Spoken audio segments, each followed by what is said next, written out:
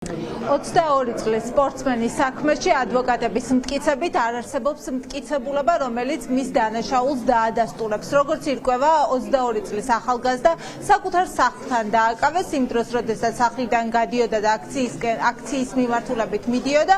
ამ დროს მივიდნენ სამართალდამცველები და აიყვანეს. მას აღმოუჩინეს, როგორც პროკურატურა ამტკიცებს, ნარკოტიკული საშუალებები დიდი ოდენობით, რის გამოც მას უვადო პატიმრობა ემუქრება, თუმცა ადვოკატები ამბობენ, რომ დაირღვა მისი უფლებები დაკავების დროს.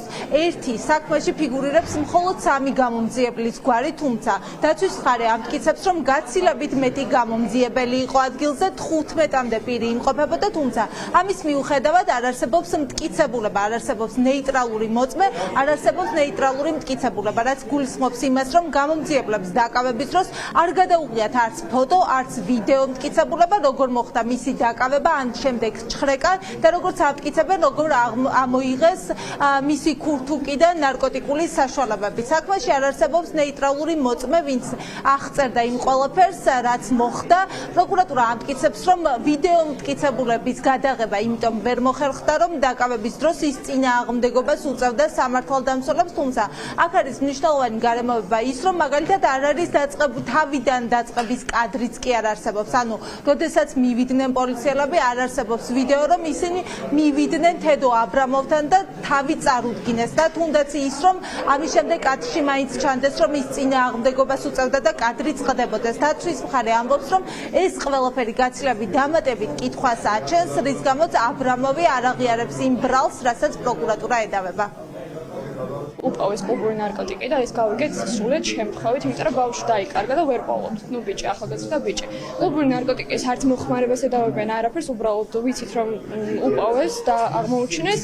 ბავშვი ან გამომდინარე იქიდან, რომ აქციებზე დადიოდა და სულ ხშირად იყო სოციალურ ქსელებშიც, გამომდინარე აქედან ეჭვი გვაქვს, რომ შეიძლება ზუსტად თავისი ოპოზიციიდან და თავისი პოზიციიდან გამომდინარე სახელმწიფომ რაღაც ასე ვთქვათ გაუჩაჩა. მიგვაჩნია, რომ თედორი აბრამოვის უფლებები არის დარღვეული, როგორც პირადი ჩხრეკის დროს, ასევე დაკავების დროს მას არანაირი ნარკოტიკი არ ქონია.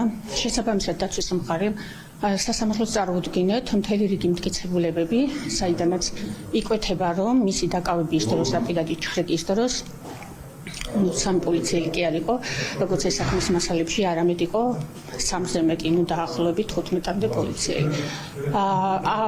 ბრალდების მხარეს არ აქვს წარდგენილი ნეიტრალური მტკიცებულება, კერძოდ ვიდეო ან ფოტო გადაღება, ეს მისი ნარკოტიკული საშუალება არ არის.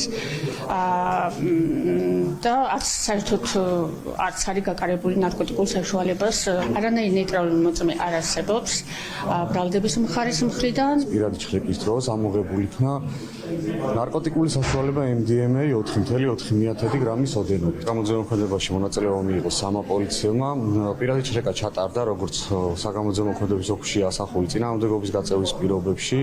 მას შემდეგ რაც აასრულეს პირადი ჩხრეკა, მას შემდეგ ჩემთვის გახდა შემდეგ ცნობილი პოლიციის თანამშრომლებთან, რომ შემდეგ მივიდნენ დამატებით კიდევ პოლიციის თანამშრომლები.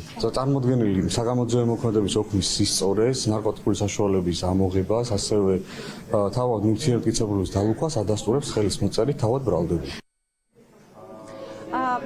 აბრამოვი კვლავ ელოდება მისი სასამართლოს ხდომის დაწყებას, რადგან 9 საათის წინ უნდა დაწყებულიყო წესით სასამართლო პროცესი, თუმცა იმის გამო, რომ ამ მოსამართლეს ახლა ჯერ სხვა საქმე აქვს, ამ დრომდე გრძელდება სხვა საქმის განხილვა და შესაბამისად მე-12 დარბაზში თედო აბრამოვის პროცესი ჯერ კიდევ არ დაწყებულა.